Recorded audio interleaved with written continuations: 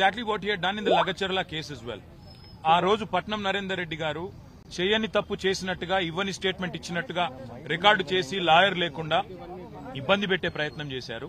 ఈ రోజు కూడా మమ్మల్ని ఇక్కడ కూర్చోబెట్టి లాయర్ లేకుండా లేనిపోని స్టేట్మెంట్లు రికార్డు చేసి మీడియాలో లీకులు ఇచ్చి నిన్న రైతు భరోసా ఎగ్గొట్టినారు. కాబట్టి ఈ 2 రోజులు మీడియాలో ఇదంతా పెట్టి మేనేజ్ చేసి మొత్తానికి రైతులను రాష్ట్ర ప్రజలను డైవర్షన్ గేమ్ లో మరి బిజీగా ఉంచాలనేది రేవంత్ రెడ్డి గారి ప్రయత్నం. నేను మా కార్యకర్తలకు నాయకులకు రైతులకు కూడా చేసే విజ్ఞప్తి, ఈ కేసులో ఏమీ లేదు, దీనివల్ల రేవంత్ రెడ్డి గారు సాధించేదేమీ లేదు.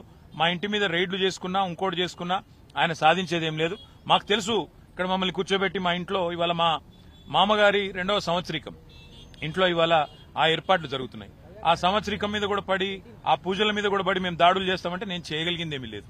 నేను అనేదల్లా ఒకటే, నేను చట్టాన్ని గౌరవించే పౌరుడిగా బాధ్యతగా వాళ్ళు పిలిచారు, నేను వచ్చాను. నిజాన్ని నాకు రావాల్సిన అవసరం లేదు, ఎందుకంటే కోర్టులో తీర్పు రిజర్వ్ అయ్యి ఉంది.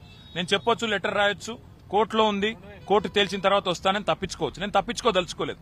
నేనే తప్పు చేయలేదు, తప్పకుండా నిజాయితీగా ఉన్నాను కాబట్టి ధైర్యంగా వచ్చాను. మరి వీళ్ళు లాయర్ను నా పక్కన కూర్చోబెట్టుకుంటానంటే అంటున్నా ఒకటే ఒక కారణం, వీళ్ళు పట్నం నరేందర్ రెడ్డి విషయంలో చేసిన కుట్ర.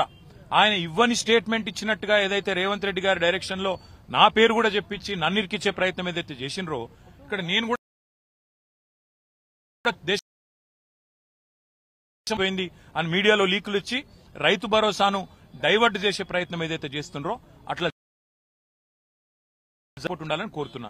ఇలా దాపరికమే ఉంది నాకు అర్థం కాదు. వాళ్ళకి భయం ఎందుకు? నా పక్కన లాయర్ ఉంటే, లాయర్ ఆయన ఏం చేయలేడు కదా, ఇంటాడు అంతే కదా. మరి దానికి వాళ్ళు ఎందుకు భయపడుతున్నారో, ఎందుకు రానివ్వట్లేదో, గత అర్ధగంటగా రోడ్డు మీద మమ్మల్ని ఎందుకు నిలబెట్టారో మాకైతే అర్థం కావడం. మా ఇంట్లో ఈ రోజు మా మామయ్య గారి సంవత్సరికం 2వ సంవత్సరికం ఉంది. అక్కడ పూజలకు ఏర్పాట్లు జరుగుతున్నాయి. ఇక మరి పోలీసు వాళ్ళు, రేవంత్ రెడ్డి గారి ప్రభుత్వం ఎంత దయగల్ల ప్రభుత్వం అంటే, దీపావళి దావత్ చేసుకుంటే 150 మంది పోలీసులతో వచ్చి రైడ్ చేస్తారు. కుక్కలను తీసుకొని వచ్చి మరి డ్రగ్స్ ఉన్నాయని చెప్పి లేనిపోని ఒక అపోహలు సృష్టించే ప్రయత్నం చేస్తారు. ముఖ్యమంత్రి గారు అసెంబ్లీలోనే అబద్దాలు చెప్తారు, డ్రగ్స్ దొరికినాయని. ఇట్లాంటి నీతిమాలిన మనుషులతో ఇంతకంటే ఎక్కువ ఎక్స్పెక్ట్ చేయలేము. కానీ ఒకటి మాత్రం పక్కా, లాయర్ లేకుండా నేను పోతే 100% మళ్ళా మీడియాలో అర్ధగంట తర్వాత మీరే బ్రేకింగ్లు చూస్తారు. కేటీఆర్ గారు ఇది ఒప్పుకున్నాడు, అది ఒప్పుకున్నాడు, అయిపోయింది, అల్లం బెల్లం అని రాస్తారు. అందుకే నేనేమంటున్నా అంటే, వీళ్లను ముఖ్యంగా రేవంత్ రెడ్డిని నేను నమ్మను కాబట్టి మా లాయర్తోనైతే నేను వస్తా, లేకపోతే తప్పకుండా నేను లిఖితపూర్వకంగా ఇచ్చిపోతా అని చెప్పిన. ఇక మా లాయర్ని కూడా లోపలికి కొనిస్తలేరు. లిఖితపూర్వకంగా నేనేం చెప్పదలుచుకున్నానో రాసి ఇచ్చిన, అది మా లాయర్ ఇస్తాడంటే కూడా ఆయనను పోనిస్తలేరు. పట్నం నరేందర్ రెడ్డి గారి విషయంలో ఏం చేసిండ్రు బ్రదర్? ఆయన ఇవ్వని స్టేట్మెంట్ ఇచ్చినట్టుగా క్రియేట్ చేశారు కదా.